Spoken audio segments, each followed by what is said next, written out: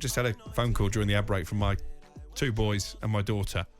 And their teacher, he's an Arsenal fan, makes it worse. So he's got a thing, if their team lose at the weekend, they turn up for school on a Monday morning, they've got a packet of tissues on their desk.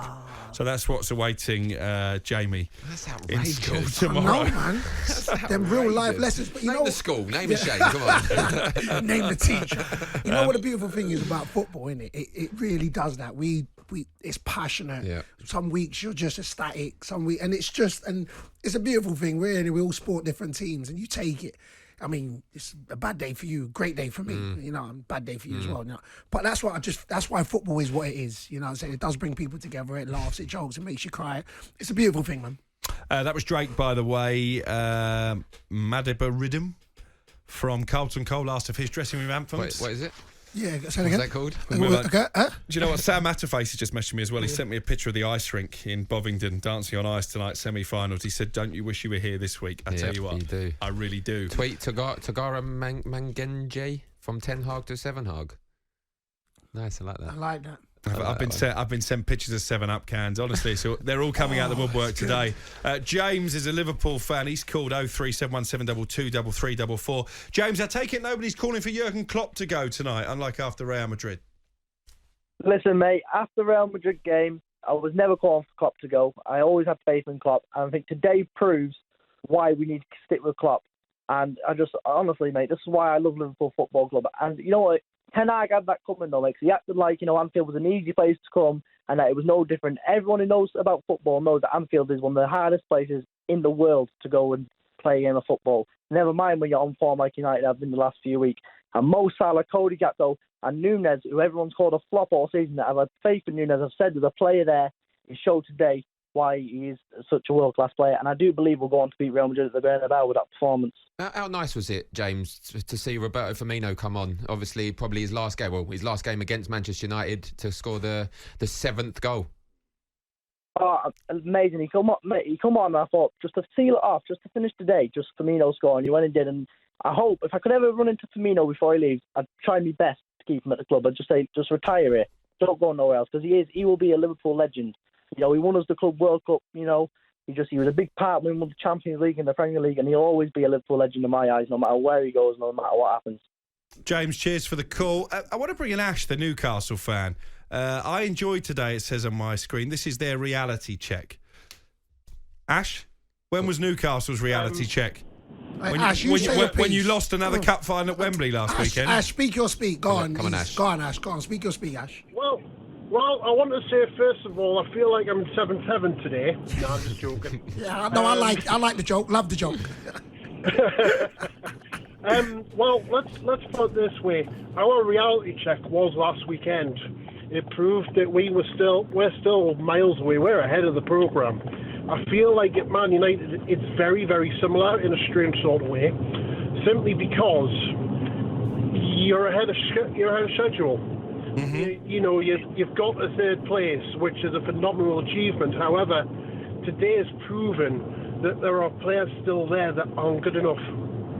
And it's one bad result. We all have them, and especially against our rivals, it would be like us losing 7-0 at Sunderland.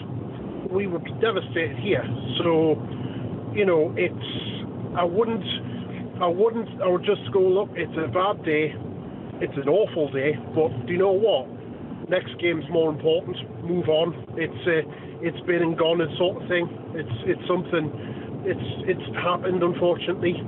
Just keep the faith with Ten Hag, because he has done a brilliant job. It's just unfortunately one of them days.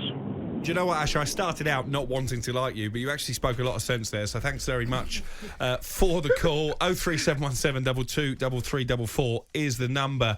I'm going to bring in Jerry, the Manchester United fan, but very quickly, Bruno Fernandes wearing the captain's armband today. Is he the leader that Manchester United need? And the reason I say that is because it's easy to be a captain when things are going well, when you're lifting cup finals, lifting trophies at Wembley last weekend. Was he a leader today, Bruno Fernandes? Well, I mean, if you look at the result, you'd say no, but that's just result-wise. I don't know him personally. I don't know what he's like in and around the training ground. I'm led to believe he's a good character. But, I mean, out of everyone there, who would you have? Casemiro, there's an argument you could have Casemiro. Martinez, maybe. I always like a defender. I always like, for some reason, a centre defender to be a captain. Varane, maybe. But he's decided that Bruno Fernandes, like we said before, Erik ten Hag can't really do anything wrong apart from today. And everyone's now not jumping on him, but jumping on the team. And this is like embarrassing. And it was. But he's decided Bruno Fernandes is captain material. And who are we to question that? Jerry, what's your view on that? I'm happy with Fernandes. I do believe a centre-back is ideal.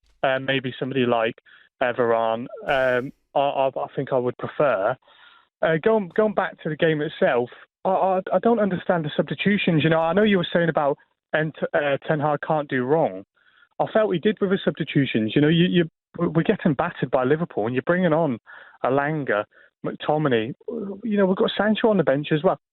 Why are we not bringing them on? I think it was a case of damage limitation by then. Do you not feel that, as opposed to trying to get back into the game? It didn't work, of course. It didn't work, and he's going to obviously get criticised for that, rightly so. But I think it was more to stop conceding as opposed to going on to get back in the game. Do you know what? That was a problem. The players you mentioned there, and I chuck Anthony into this bracket as well. United have got three wingers, in my opinion, who are more impactful coming off the bench than when they start games. I think Anthony is still very raw. I think he's too one-footed, and I think he can do it against lesser teams, but I think he's yet really to show up against the proper big guns in the Premier League. You've got Alejandro Garnacho. I think he's capable of brilliance, but he's still very young, and again, he's had a few matches where he started games and it hasn't quite worked out, and Jadon Sancho the same. So I do think that's a possible issue for Ten Hag, is it not? Also, what I would quickly say as well is Dallo.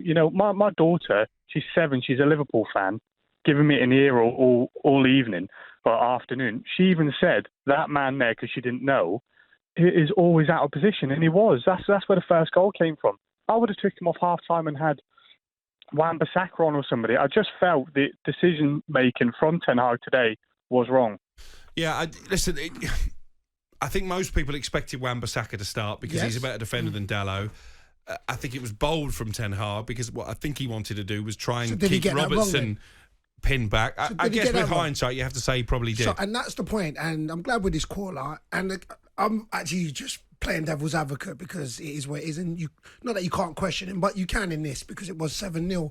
And that's why I said he's done such a great job that even though it was 7-0, you're looking at the players rather than, and like we said, every time he's seen it, when I think Dallo got a yellow card one game and he took him off half-time and brought Wan-Bissaka for 1v1, and that was the talk. It was like, taking him off because he's a better defender up against Núñez, I think it would have been, rather than, and I think Gary Neville must have said, oh, well, he wants to be bold, he's better on the ball, X, Y, and Z. So then when he did make the changes, McTominay came on, rather than maybe attack would be the best form of defence in this case. So that's the only reason why I said, was Ten Hag, it was any questioning coming in now, because every decision he's made up until today has worked, and now it hasn't. Now all of a sudden... There was one last thing.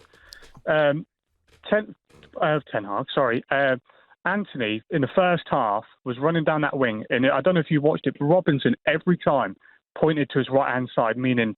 Robinson's right-hand side, meaning he's going to cut in. Every time. He knew what he was doing. Well, he's the most one-footed winger I've ever seen at that level, you Anthony. need to sort it out. Yeah, I agree.